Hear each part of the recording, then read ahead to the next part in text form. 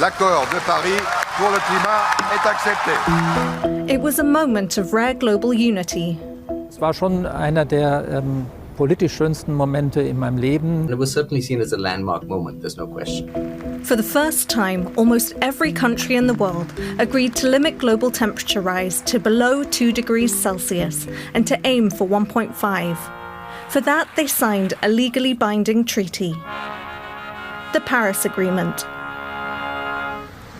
Christoph Balz of a German non-profit was in the room. Es gab Standing Ovations, es haben sich viele Leute gratuliert, es gab viele Tränen von Leuten, die zum Teil Jahrzehnte daran gearbeitet haben. Es war auch toll zu sehen, wie viele von den Verhandlerinnen und Verhandlern, die jetzt heftigst gegeneinander um jedes Komma gestritten hatten dazu, wie sehr die sich in die Arme gefallen sind und gemeinsam gefeiert haben.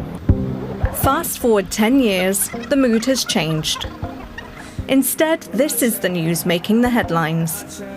I'm immediately withdrawing from the unfair one-sided Paris Climate Accord. For the first time, global warming has exceeded 1.5 degrees Celsius. Europe's been baking under unusually high temperatures for the time of year. So has the Paris Plan failed to deliver? To answer that, let's take a look at how it actually works. Under the agreement, every country has to come up with its own set of goals to reduce emissions, and to update them every 5 years, being ever more ambitious. What exactly does that mean? The treaty doesn't say, and there are no penalties. Das war also nicht dann mehr wie ein großes Buffet, wo von vornherein man wusste, das reicht für die 1,5 Grad, sondern das war eher wie ein Mitbringdinner, wo jeder mitbringt und man nur hoffen kann, dass das ungefähr ausreicht dafür. In other words, each country voluntarily submits its own goals, and there is no guarantee that the collective effort will be sufficient to limit temperature rise. In theory, countries could claim that they're doing enough and instead blame other nations for falling behind, experts say. Take the EU, for example. In 2021, analysts agreed that the EU's overall actions were insufficient, but its vice president was not convinced. I think we're the most ambitious in the world.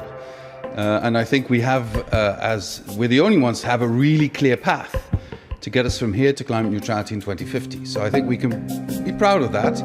But here's the paradox. That very flexibility, the lack of strict rules, is what made the treaty possible.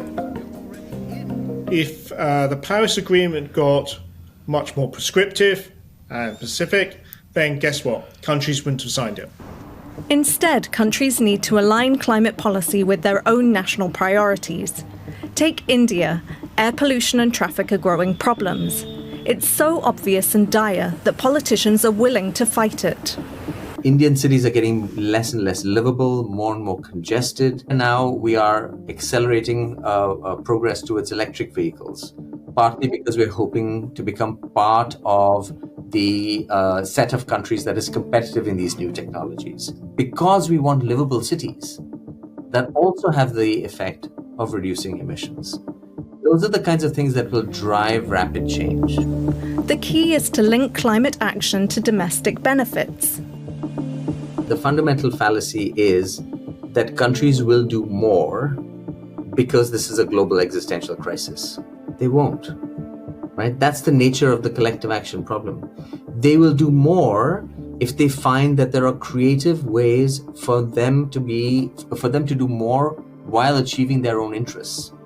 Job creation, local air pollution, creating competitive edges in certain economies.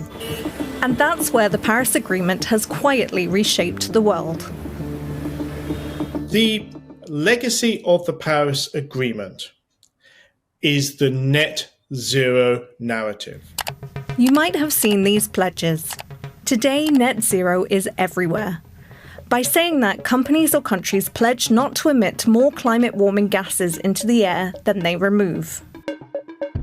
Now, if you go into any company, if you go into any university, if you go into any organization, you go and talk to any government, at the back of their mind is, how do they decarbonize?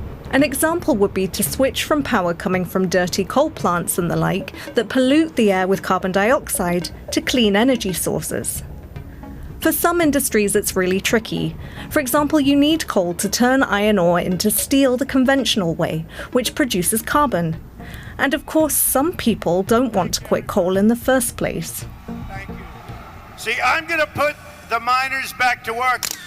In March, companies publicly doubled down on their commitment to oil and gas at a conference in Houston, Texas. Can you imagine going back 150 years and those people saying, no, I don't think we should have these steam engines. I think we should stick with the horses. I don't think we should have cars. That's where we are now. What we have is people saying, no, we should stick with fossil fuels. We should stick with all this dirty industry. We should stick with sort of technology that, has been operating for over 100 years, as opposed to the people going, no, let's use 21st century technology. Let's use cutting-edge solar panels, cutting-edge wind turbines.